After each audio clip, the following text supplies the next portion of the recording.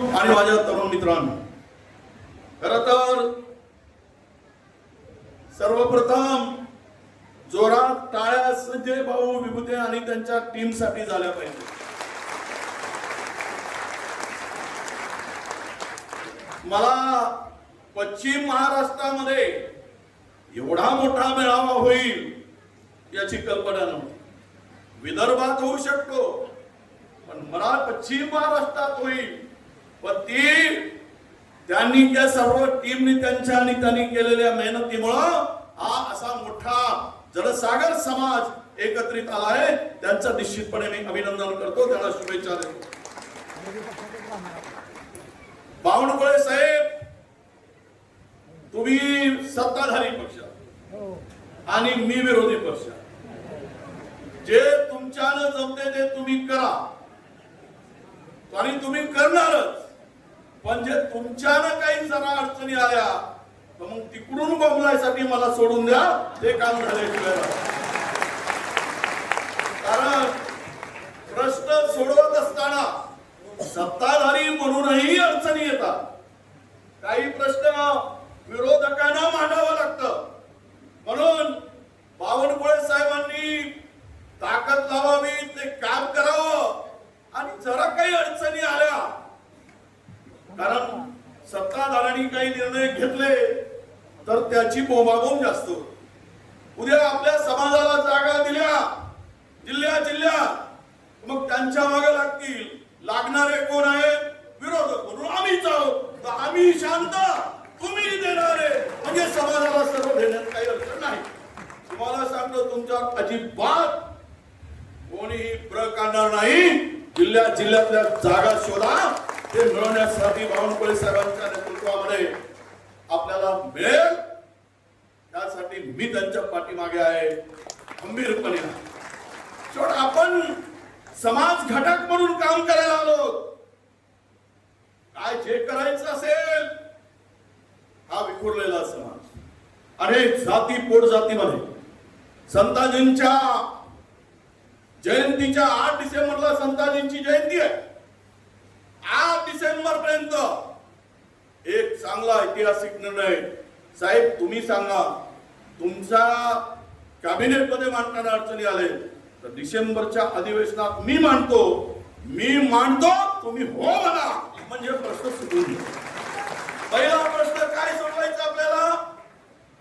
पहिला प्रश्न आम्हाला कोणी कोणाला कितीही देऊ, पण आपल्या समाजाचा संत श्रेष्ठ संताजी जगनाडे महाराज महामंडळ व्हावं आणि 1000 कोटी रुपये त्या महामंडळाला आपण द्यावे, ही आमची मनापासून इच्छा आहे.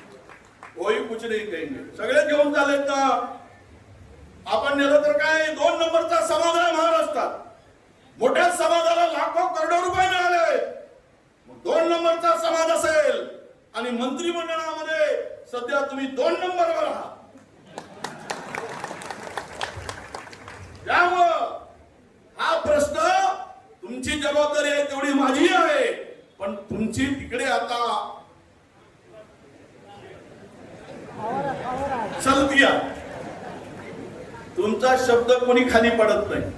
आज धडाकेबाज घेतो शेतकऱ्यासाठी निर्णय, धनादन धडाकेबाज. म्हणजे तुमचे निर्णय पाहून आपले लोक, आपण जरा बहुजन समाजातले लोक ओबीसी, आपले निर्णय जो धडाका पाहिल्यावर काही जणांना धडकी भरते. त्यामुळे तुमची स्पीड थोडी काही काळासाठी कमी करावं असं माझा सल्ला. जी स्पीड आहे ना, बाकी लागतील मागे तुमच्या. त्या बाई जोडी असते ना आपली बाई, जर जास्त धावणारी असेल की तिच्या जोरात दोरडावे लागतात. अशी प्रकारे आपल्यामध्ये होतो. म्हणून त्या धडाकेबाज निर्णयामुळं महाराष्ट्रातील लाखो शेतकऱ्यांना त्याचा फायदा झालेला आहे. लाखो अनेक प्रकारचे निर्णय मी विधानसभेमध्ये त्यांचं अभिनंदन केलं. अपना आदमी अच्छा निर्णय लेता है तो करना ही पड़ेगा ना. आपल्या माणसाची तारीफ आपण केली पाहिजे, मोकळेपणाने, दिलदारपणाने. कारण मी आज त्यांची तारीफ केली, 29ला काही जमलंच तर माझी तारीफ करणारे पाहिजे की नाही. म्हणजे नाही तशी शक्यता दिसताय पुढे म्हणून म्हणतो, बाकी काही नाही. आपला कोणीतरी माणूस तिथं घुसून राहायला पाहिजे. आपण बाहेर राहिलो तर कसं होईल? आणि आपल्या माणसाला आपण मोठं केलं पाहिजे. ही समाजाची पहिली जबाबदारी. ही जबाबदारी म्हणून काम करण्याची आवश्यकता आहे. आणि म्हणून मला तरी वाटतं की बावनकुळे साहेबांच्या पाठीमागं हा महाराष्ट्रातला समाज फार आशेनं बघतोय. फार मोठ्या आशा आहेत. ही संधी कधीच आली नव्हती एवढी मोठी. आणि नशिबानं विरोधी पक्षातही नंबर 1 वर आणि तिकडे सध्या तुम्ही नंबर 1 वरच आहे. थोडीशी वाट पाहावं लागेल. जरा काही काळ आहे, मला वाटतं की लागेल. आम्हाला आशा आहे मा जगदंबेच्या महालक्ष्मीला आपण सगळेजण वंदन करून जा की आपल्या माणसाचा नंबर लवकरात लवकर लागला पाहिजे. कारण तसे वारे तिकडे वाहत आहे. चर्चेला जोरात फुट आलाय. आपले इकडचे नंबर 1 चे जातील आणि आमच्या नंबर 2 चा नंबर लागेल असे सगळेजण म्हणत आहेत. त्यामुळे आमच्या शुभेच्छा आहेत. ते राहिले तर आम्हाला काही दुःख नाही, राहू दे. पण 29 नंतर मात्र थोडा आमच्यासाठी ठेवा, अशी तेवढीशी माझी थोडस काही काम माझ्यासाठी ठेवलं पाहिजे की नाही. मी मंत्री झाल्याबरोबर आदरणीय बावनकुळे साहेब पहिला निर्णय माझ्या जीवनातील काय घेतला. ज्यावेळेस ही सगळी यात्रा निघाली, आमच्या भूषण भाऊच्या नानांच्या सगळ्या मंडळींनी आदरणीय कळस साहेबांनी काढली. त्या यात्रेमध्ये चंद्रपुरात आल्यानंतर समाज बांधवांच्या पुढे मी शब्द दिला होता आणि मंत्री ओबीसी खात्याचा मंत्री झाल्यानंतर सदुंबरेला 70 कोटी रुपये मंजूर करण्याचं काम समाज बांधव म्हणून मी पहिल्यांदा केलं. मला तुम्हाला विनंती करायची आहे आता या 70 मध्ये, कारण मी लहानसा खात्याचा मंत्री होतो, तुम्ही मोठ्या खात्याचे मंत्री आहे.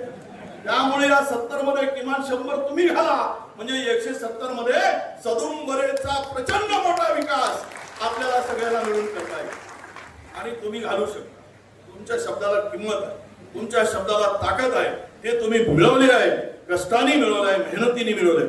आपल्या सगळ्यांच्या नशिबी आपण काही जमीनदार नाही, आपण वतनदार नाही, आपण मालगुजार नाही. आपला माणूस समाजातला मोठा होतो, तो कष्टाने होतो, तो मेहनतीने होतो, तो परिश्रमाने होतो आहे. हे सर्वांना माहित आहे. हे आयतं मिळून काही मिळत नाही. कारण या मंचावर असलेल्यांचे कोणी मंत्री वगैरे नव्हते, कोणी खासदार नव्हते, कोणी राज्याच्या राजकारणात मोठे नव्हते. पण जी मंडळी या मंचावर बसून ज्या पदावर काम करतायत ती त्यांच्या मेहनतीचं फळ आहे, हेही समाज बांधवांनी लक्षात घेतलं पाहिजे. आणि समाजांच्या अपेक्षा मोठ्या असतात आपल्या, नक्कीच असायला पाहिजे. कारण आपला माणूस मोठा होतो त्यावेळेस आपल्या अपेक्षा वाढतात, स्वाभाविक आहे. पण सत्तेमध्ये बसणाऱ्या माणसाला सुद्धा अनेक अडचणींचा सामना करावा लागतो, कारण त्या पदावर आम्ही बसलो आहोत. मी असं म्हणणार नाही की ते त्या पदावर बसले म्हणून सगळं काही करू शकतील, परंतु त्यांना एक गोष्ट फायद्याची कशी आहे की वडेट्टीवार नावाचा समाजाचा माणूस पुढच्या बाकावर बसला आहे, त्यामुळे त्यांना थोडासा दिलासा आपल्याला देता येतो. नाही तर बोंबलणारे आम्हीच असतो ना. त्यामुळे बोंबा आम्ही कमी मारू नाही, मारणारच नाही अजिबात. तुम्ही तसं म्हणाल तर तसं, कारण आपण आमच्या लोकांना शांत करू शकतो. आता तुमच्यामध्ये तुम्ही खरं तर इथले प्रश्न खूप मोठे आहेत. अनेक ठिकाणी जिल्ह्यातील लोकांची मागणी आहे संताजी भवनाच्या. ह्या निर्णय साहेब करा बजाव. त्याला पुढच्या डिसेंबरमध्ये मी हे दोनही प्रश्न मांडतो. पलीकडून म्हणजे विरोधी बाकावरून मी मांडतो की आज संताजी महाराजांचा आपल्या समाजाचा एक जिल्ह्यामध्ये समाजभवन निर्माण व्हावा आणि आपल्या महामंडळाला 1000 कोटी रुपये मिळावे, ही मागणी मी करतो. तुम्ही सगळ्यांना पटवून तिकडे तयार ठेवा. मागणी केल्याबरोबर देणारे तुम्ही, मागणारे आम्ही, दोघांचे काम झालं असं समजून आपलं काम होऊन जाईल. या पद्धतीने आपण पुढे जाऊया.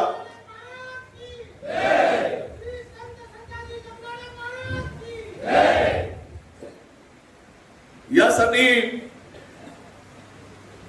या मेळाव्यामध्ये एक आमचा भूषण भाऊ संजय भाऊ विभूते हा एक समाजासाठी शिवाजीरावांचं नाव घेतलं नाही, मला वाटतं सॉरी, माझे मित्र होते ते, आम्ही सोबत अनेक वर्ष आमदार केलं. शिवाजी आहेत मित्र आहेत, पण माझे मित्र आहेत अजून, आणि मित्र आहेत म्हणून त्यांचं नाव जरा सुटलं त्याची माफी मागितली पाहिजे. साहेब बावनकुळे साहेबांना, तळस साहेबांना, नाना जरा संजय भाऊवर लढाऊ माणूस आहे, लढणारा माणूस आहे, अशा माणसावर काही अधिक जबाबदारी द्या आणि त्यांना जुंपा, ताकदीनं पुढे समाजाला घेऊन जातील. जबाबदारी दिली पाहिजे. तुम्ही सांगाल ती जबाबदारी त्या सगळ्यावर आपण देऊ आणि कामाला लागूया. इथे दफनभूमीचा प्रश्न मोठा आहे,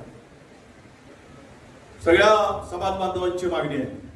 दफनभूमीचा प्रश्न सुटावा आणि थोडासा आठवड्यातून 2 तास जरी तुम्ही समाजाच्या लोकांसाठी दिला तर मला वाटतं की हा समाज तुम्हाला शेवटपर्यंत तुमच्या पाठीमागे राहील, ताकदीने उभा राहील. अगदीच किरकोळ प्रश्न आहे. काय आहे? सुटा तेलाचा प्रश्न, अगदी छोटा प्रश्न आमच्या गवळी साहेबांनी मांडला. अरे आपला धंदाच तो आहे ना.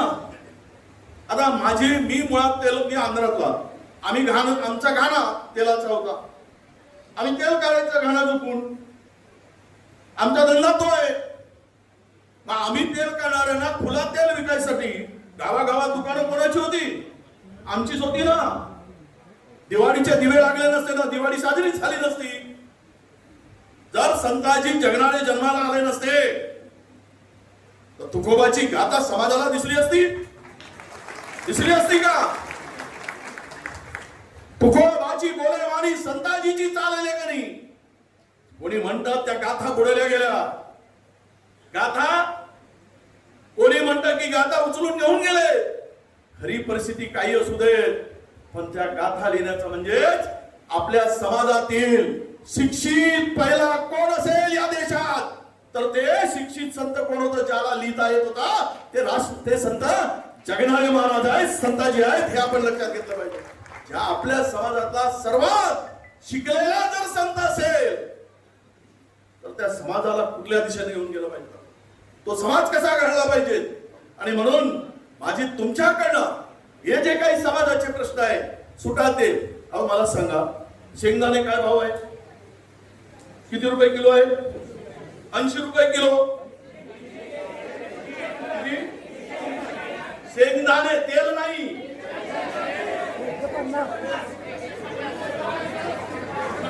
150 रुपये किलो. एक किलो तेल काढायसाठी तुम्ही सांगा, हे जे विकतात ना, जे आता मार्केटमध्ये पॅकिंग वाला तेल येतो ना, शुद्ध शेंगदाणे तेल, आता 150 रुपये शेंगदाणे आहेत आणि तेलाचं पाकिट केवढ्यात विकतं शुद्ध शेंगदाण्याचं? 200 रुपये. आणि 1 किलो तेल काढायसाठी 3 किलो लागते. मग 450 असायला पाहिजे. मग त्या पाकिटमध्ये भेसळ आहे की नाही? 100% आहे. मग आमचा माणूस खुला विकतो म्हणून पण, आणि भेसळ करतो ना, पॅक करते म्हणून सुरू. वारे वा शहाण्यानो, हे तुमच्या अकलेच्या दिवाळी नाही आहे. प्युअर तेल आम्ही काढतो. प्युअर तेल काढत होते म्हणून कोणालाही हार्ट अटॅक येत नव्हता. आता पामोली सगळं भेसळ खाऊन आले. म्हणून बावनकुळे साहेब, आपण आदरणीय मंत्री महोदय, आदरणीय आपले नेते म्हणून हा खुल्या तेलाचा प्रश्न आहे, सुट्या तेलाचा प्रश्न. कारण पुण्यात जर गरीब माणसाला 100 ग्राम घ्यायचं असेल, तिच्या खिशामध्ये 30 रुपये असतील तर ते 100 ग्राम तेल खुलं घेऊन येईल. 100 ग्रामचं पाकिट येत नाही, अर्धा किलोचं पाकिट येत नाही, 5 किलोचं कदाचित येईल.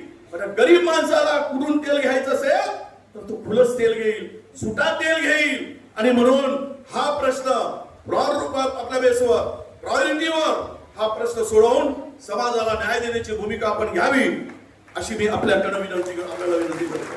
शेवट मागणारा मी आहे, माझ्या हातात द्यायला काही नाही. ज्या दिवशी येईल त्या दिवशी नक्की देईल. थोडी भेटली संधी तर मी बरोबर दणका मारला आणि 70 कोटी काढून घेतले.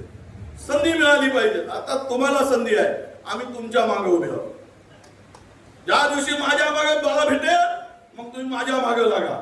माझ्या मागे वाटल्यास ते काय म्हणते बैलाला ढोसतो तशी तुतारी घेऊन लागा. चालेल, मी ते सहन करेल, पण काम करून दाखवेल हा विश्वास या निमित्तानं मी आपल्या सगळ्यांना देतो आहे. प्रश्न खूप आहे, बोलणारे नेते आहेत, त्यामुळं बावनकुळे साहेबांच्याकडून असलेल्या अपेक्षा नक्की आपण पूर्ण करूया. ते पूर्ण करतील आणि समाजाला मोठ्या आशेने जे आपण या ठिकाणी आलात, अपेक्षा घेऊन आलात, समाजाच्या सर्व अपेक्षा पूर्ण झाल्या नाही तरी समाज संघटन करून समाजाची ताकद वाढवून समाजाला न्याय देण्यासाठी एकत्रितपणे लढण्याची जिद्द या मेळाव्यातून आपण घेऊन जावी अशी अपेक्षा व्यक्त करतो आणि आपल्याला शुभेच्छा देतो. धन्यवाद.